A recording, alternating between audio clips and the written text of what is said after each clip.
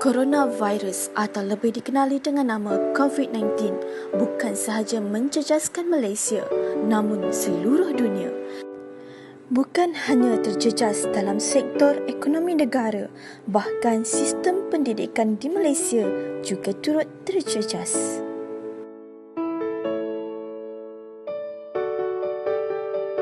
Jadi jangka masa ialah lebih kurang 2 minggu sebelum kita buka, baru kita maklumkan kepada mereka pelajar tersebut. Tetapi garis panduan seperti SOP semua dah siap sedia.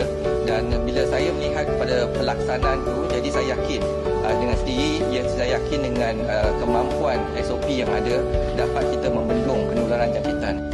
Profesor Madya Datuk Dr. Muhammad Ali Asani berkata, ibu bapa, penjaga, guru, pentadbir sekolah, pelajar, pihak berkuasa sehingga kepada masyarakat setempat perlu bersikap terbuka dan mengamalkan kerjasama selain mengambil berat untuk memastikan pelaksanaan sepenuhnya SOP. Pelbagai usaha telah dilakukan oleh Kementerian Pendidikan Malaysia, antaranya melakukan survei.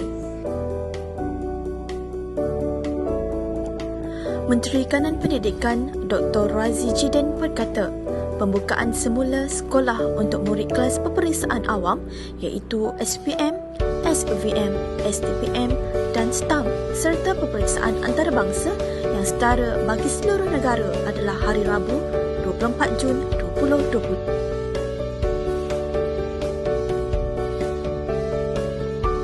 Mari kita ikuti kupasan demi kupasan hasil tinjauan terhadap sistem pendidikan sepanjang Perintah Kawalan Pergerakan COVID-19. Faktor wujudnya masalah dalam sistem pendidikan di Malaysia sepanjang tempoh Perintah Kawalan Pergerakan ialah wujud kekangan pendidikan dalam talian seperti masalah capaian internet, ketiadaan peranti digital seperti telefon bimbit dan juga komputer riba. Sesetengah pelajar yang mengalami masalah belajar dalam talian perlu diberi peluang untuk berjumpa dengan guru secara bersemuka supaya mereka lebih faham, lebih jelas dan tidak tercicir dalam pembelajaran. Hal ini demikian kerana tidak semua pelajar boleh menerima kaedah pembelajaran secara dalam talian.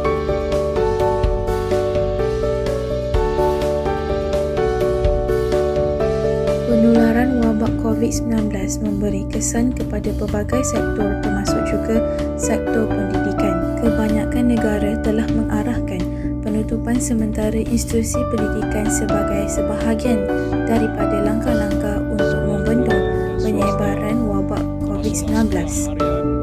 Sekolah berasrama penuh, sekolah antarabangsa, pusat tahfiz dan lain-lain institusi pendidikan rendah, menengah dan pra-universiti. Antara kesan-kesan sistem pendidikan yang dihadapi oleh segelintir masyarakat yang terkesan dengan isu COVID-19 ini ialah proses pengajaran dan pembelajaran dijalankan secara atas talian. Pelajar mengalami tekanan oleh disebabkan masalah rangkaian internet yang tidak kuat dan menyebabkan pelajar sukar untuk melaksanakan tugasan-tugasan yang diberikan oleh pensyarah maupun guru-guru sekolah. Apabila pelajar susah untuk memahami apa yang dipelajarinya, ia akan menyebabkan mereka ketinggalan pembelajaran, memandangkan mereka tidak biasa dengan proses pengajaran dan pembelajaran di atas talian. Antara cadangan dan langkah-langkah yang diambil oleh kerajaan terhadap sistem pembelajaran sepanjang tempoh PKP ialah: pertama, pihak kerajaan telah memberi kemudahan telefon pintar secara percuma kepada golongan B40 termasuklah dilengkapi kad prabayar dan pelan internet data 120GB setahun. Kedua, dalam situasi negara pada masa kini, tidak membolehkan pelajar dan juga guru ke sekolah untuk melakukan proses P dan P seperti biasa. Oleh itu, guru perlulah meningkatkan kemahiran teknologi maklumat, pedagogi dan penilaian dalam talian bagi meningkatkan pemahaman dan penghayatan pelajar dengan lebih kukuh. Ketiga, para guru perlu mempunyai perancangan yang teliti termasuk berkongsi bersama rakan sejawat dalam menyediakan modul dan penjadualan pembelajaran sebelum melaksanakan pembelajaran dalam talian. Selain itu, kerajaan juga telah memberi bantuan secara one-off kepada pelajar melalui pakej rangsangan ekonomi prihatin rakyat. Kepada para pelajar institusi pengajian tinggi, anda juga akan menerima bantuan secara one-off sebanyak RM200 seorang yang akan dibayar pada bulan Mei 2020. Di samping itu, kerajaan juga telah menanggung makanan dan juga minuman kepada pelajar yang masih berada di dalam kampus sepanjang tempoh PKP ini berlangsung. Kaedah agihan makanan dan minuman ini adalah tertaluk kepada pihak universiti. Simpulan yang dapat dinyatakan daripada dokumentari tadi, sektor pendidikan turut sama membuat perubahan mengikut zaman dan situasi semasa.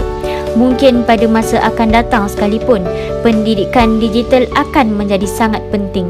Walau bagaimanapun, sepanjang pendidikan di atas maya ini, setiap pendidik harus mengambil kira beberapa faktor yang perlu dilalui oleh realiti kebanyakan pelajar yang mungkin duduk di kawasan pedalaman maupun kampung sukar mendapat capaian internet yang baik. Justeru, pendidik perlu bijak menangani isu tersebut secara berhemah. Setiap pendidik perlu mengambil langkah proaktif bagi memastikan tiada siapa yang ketinggalan di sepanjang proses pengajaran dan pembelajaran, serta maklumat utama pembelajaran secara holistik dan inklusif tercapai. Wahai anak watan Malaysia, sahutlah cabaran dan hadapilah dengan semangat. Biar putih tulang, jangan putih mata, untuk menunaikan impian nusa tercinta ini ke arah cemerlang, gemilang dan terbilang. Jangan pernah berputus asa, kekalkan fikiran yang positif, lihatlah semua perkara dengan persepsi yang baik. Percayalah, siapa yang berusaha pasti akan berjaya.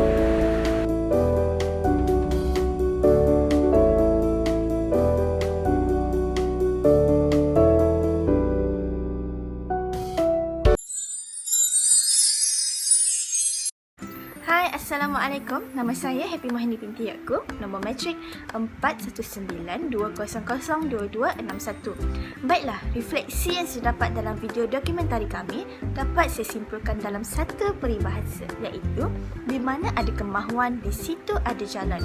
Ianya membawa maksud, jika seseorang itu berhasrat untuk mendapatkan sesuatu perkara, pasti akan ada cara ataupun jalan untuk mendapatkannya.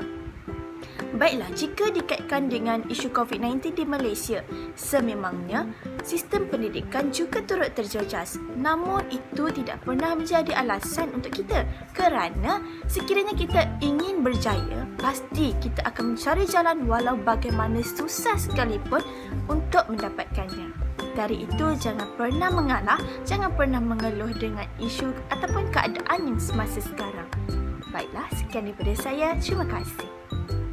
Assalamualaikum warahmatullahi wabarakatuh. Saya Zura Zulaika binti Muhammad, nombor kad matrik 4192006301. Okey, refleksi yang boleh saya simpulkan berdasarkan video dokumentari yang dilakukan ialah hendak seribu daya, tak hendak seribu dalih.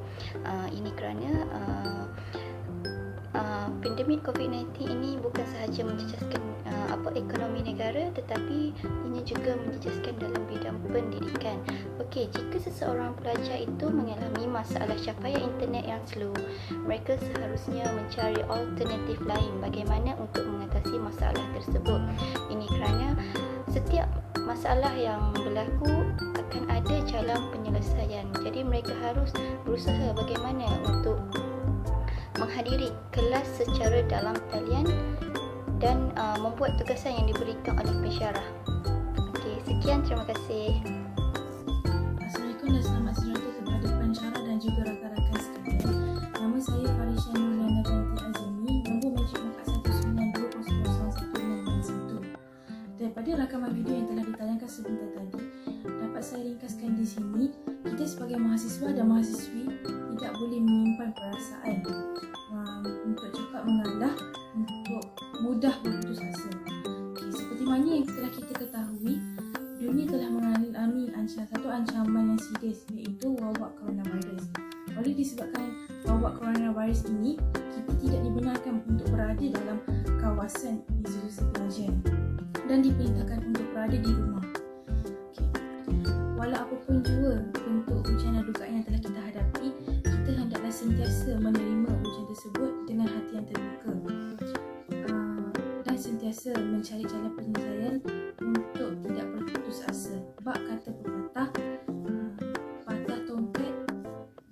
versi remang, iaitu bermaksud jangan cepat berputus asa. Hai, Assalamualaikum. Nama saya Nur Hazira binti Yaakob. Nombor matrik saya 4192003981. Berdasarkan video dokumentari kami, refleksi yang saya perolehi ialah seperti peribahasa ilmu pelita hidup. Seperti yang kita tahu, walau apa jua keadaan, kita digalakkan untuk menimba ilmu. Sebagai contoh, semasa tempoh pelaksanaan Perintah Kawalan Pergerakan diperkenalkan, kerajaan telah menggalakkan sistem pendidikan pembelajaran atas talian bagi menjamin pendidikan rakyat semasa di rumah. Oleh itu, kita dapat lihat betapa pentingnya pendidikan kepada kita. Sekian, terima kasih.